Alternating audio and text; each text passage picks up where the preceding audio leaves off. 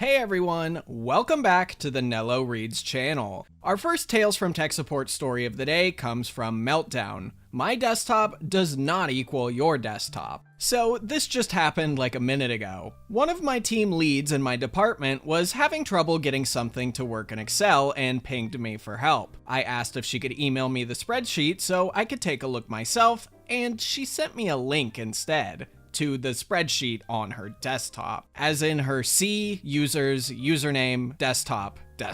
I began rubbing my temples because I knew this particular person well enough to know that a simple explanation would not be heard, processed, and acted on. But I had to try anyway. I responded explaining that I can't access files stored on her hard drive and that she needs to send it to me as an attachment. She responds by saying, "It's on the desktop. If the link won't work, just open it." I again explained that her desktop and my desktop are not the same thing, and that I am no more able to open items on her desktop than she is of opening things on mine. She responds that she's opened the recycle bin, and I have a recycle bin. Therefore, since we both have recycle bins, I should be able to open things on her desktop. This is the point where I dial back the professionalism and let my tenure absorb the hit if she pitches a fit. I say, "Excuse me, get up," then turn on the kitchen faucet. I work from home and I know from prior experience that it's audible from my home office. I sit back down in my desk and say, "I've just turned my kitchen faucet on. Do you have any water in your sink?" The silence lasted a good 10 seconds, and I could swear I could almost hear the hamster wheel in her head straining. And she finally says quietly and clearly, trying to sound as neutral and unflustered as possible, "Okay, that makes sense. I'll send it over as an attachment."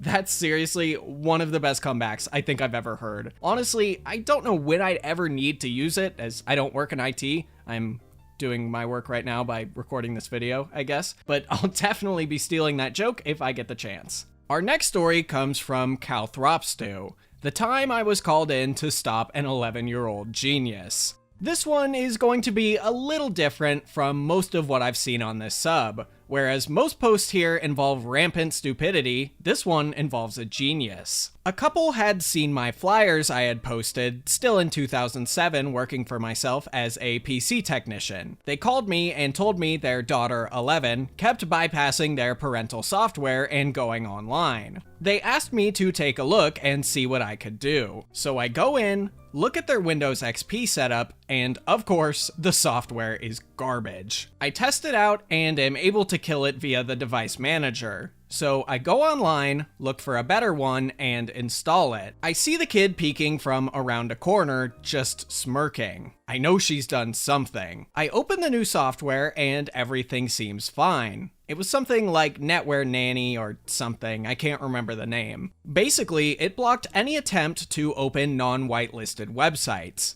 Still, that smug look made me more curious. I looked around the programs folder. Nothing stood out. Checked running processes, everything okay. Looked in the service list. Fine. Okay, time for a reboot. As the computer reboots, I noticed something. For a brief second, it said that the first boot device was disabled and loaded the secondary. Since I had been hired to investigate, I did so. I rebooted again and loaded the BIOS menu. There was a second hard drive listed in the BIOS as primary. I booted it up and it brought me to a very familiar Linux screen I had been using at the time at home. She had somehow managed to install a second hard drive, hide it in Windows, load it with Linux, and hide all of this from her parents. I was incredibly impressed. I wrote a short note to her because I knew she would figure out a way past what I was about to do eventually. I then went into the BIOS and locked it with the Linux boot device disabled. I thought about giving her up and handing her parents the hard drive, but I just couldn't. I wrote down the password to the BIOS, handed it to them, and told them I had locked the BIOS so it couldn't be changed without the password. I still wonder how long it took her to find that slip of paper and get back online. Edit. This blew up a lot more than I expected. Yes, I am aware that pulling the BIOS battery resets the password and was another avenue she could take. I am not 100% sure what happened as I was not called back. I'm curious, but not curious enough to go trying to track her down. Creepiness factor would be pretty high, but I am loving the relatable stories. It's impressive how many of you had similar problems to her and had so many creative solutions. This actually reminds me of when I was younger. My parents installed a similar program on my laptop, and I had it for at least a year. Now, this thing would constantly get updates, and every time it asked for an update, I'd click no. Well, it turns out one of those updates was a fix for a vulnerability that allowed people to close the program without needing its password. So when I finally got fed up with this thing, I googled how to get around it, and thankfully, since I never updated, I could use the old exploit. Good times. The third story comes from Viper 30,000. Fine, you choose.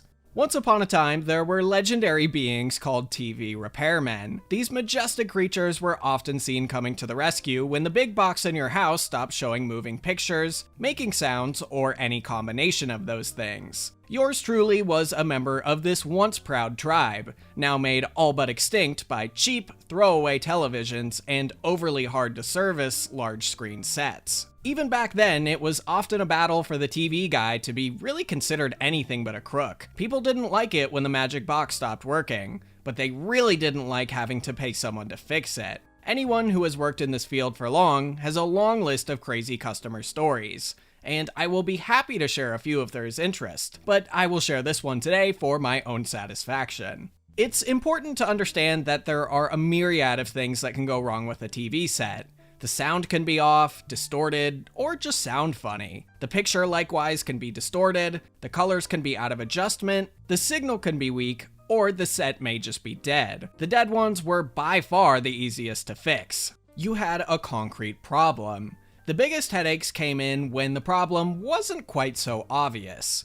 Every TV guy knew the complaint, and it made our hearts drop in our chest to hear it. It just doesn't look right. Or maybe the color just isn't right. These descriptions can be very obvious, like when the weatherman's face is pea green, but they can also be very, very subjective. A problem in the eye of the beholder. I have worked on many a set and had it looking, to my eye, crystal clear and showroom fresh, only to have the customer tell me that it still doesn't look right. This was the case the afternoon of my story. I was at the house of one of our regular customers, a woman who was known for coming up with the most nebulous and hard to diagnose problems. Many we firmly believe existed only in her head. Still, she persisted in calling us, and on the day in question, I found myself seated behind her big console TV, trying to find out why it didn't look right. A mirror on a stand in front of the set showed me the results of everything I did, and I had been working on the set for over an hour without being able to successfully make it look right. My knees were hurting and my ego was damaged.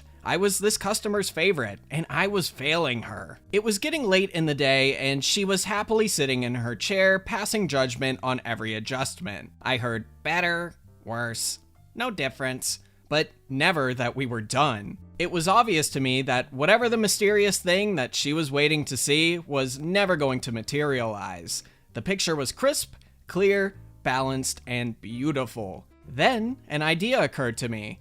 I was going to let her have some involvement. I still can't believe that I even thought of this, much less that I actually did it. Such was the depth of the despair I was feeling. You see, on the old sets with picture tubes, it was possible to adjust the vertical and horizontal picture synchronization. Without going too deep into the techie part, if your picture's vertical sync got out of adjustment, the picture would appear to roll, like a film strip being pulled across a light. The picture would continue to roll until the vertical hold was adjusted, and the control was sitting right in front of me. I started my rather audacious plan.